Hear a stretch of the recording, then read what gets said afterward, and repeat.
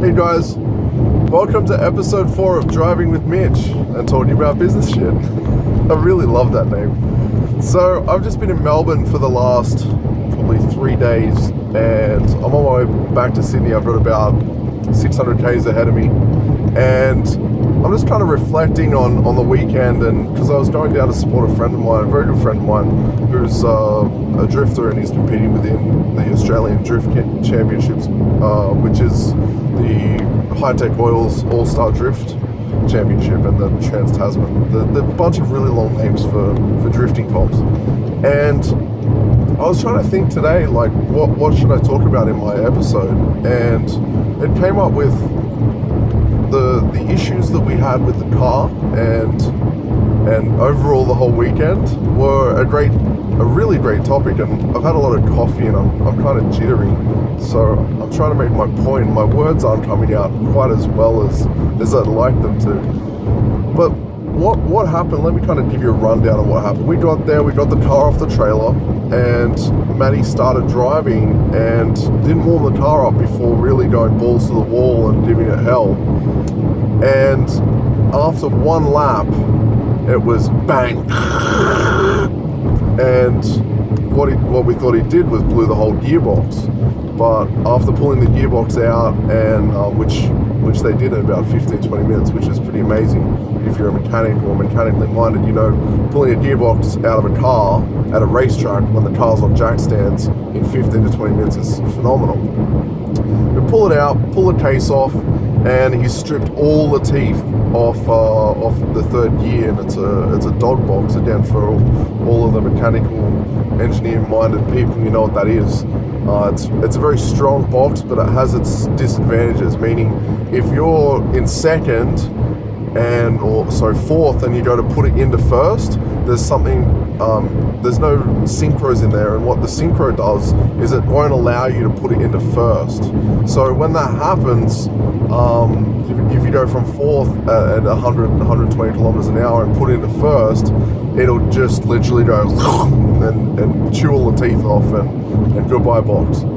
So he didn't exactly do that, but something happened, and the box had been through a lot of abuse over the last 3 or 4 years, being a drift car driver's box, and it just went bang. So the lesson and the insight for this experience is two things. Like, I'm a very aggressive driver, and that's why I've had an accident before. I've rammed the car around a tree. I've also broken a lot of stuff, and I like being aggressive. It's my style. But at the same time, you need to be aggressive. At the same time as being aggressive, you need to warm stuff up, and you need to give the car the room that it needs to get ready to perform at its highest level, at its peak. So the way you do that is you do a couple of laps, let the fluid start to warm up, let the metal expand. And whether that would have solved the problem in this case is no one will ever know.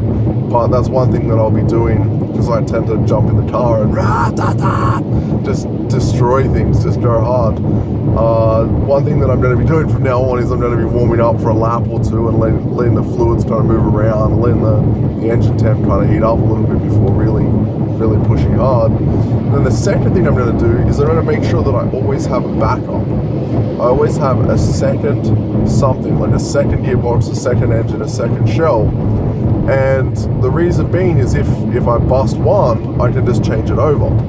Now, running different businesses, the way that this can relate to you and how you run your company or your business is, in my hosting company, when I had 30 staff, I had 3 different managers, and each one of those managers knew one of the other managers' jobs well enough, so if they were sick or unable to work, the business wouldn't just stop.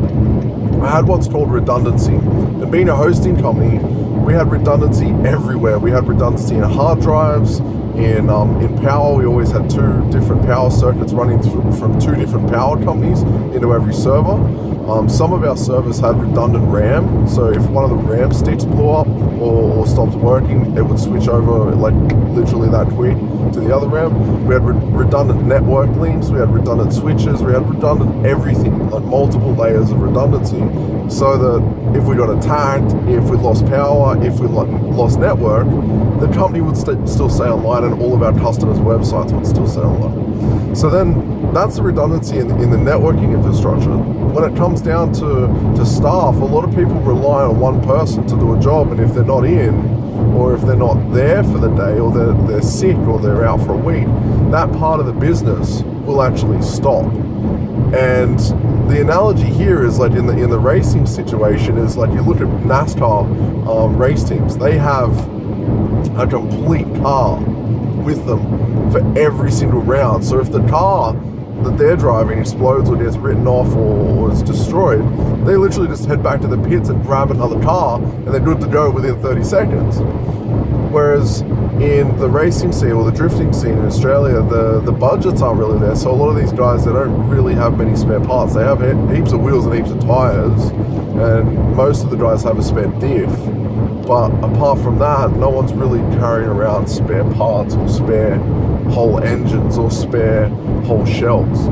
So, and to relate this back to myself, and as many of you know, I'm going to be competing in January. My car's being built right now, and I'm really excited to be competing against a lot of my friends and a lot of guys nationwide. And that's why I bought two of the same shell.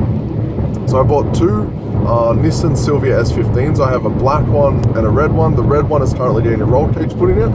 And as soon as it's ready, as soon as it's done at the fabricators, I'm going to be taking the black one there and having that one have the exact same roll cage put into it, so nothing is different. So I have the same body panels, the same knuckles and suspension. Everything's going to be the same, so it's almost going to be like I'm driving the same car if ever I have to pull the engine out again.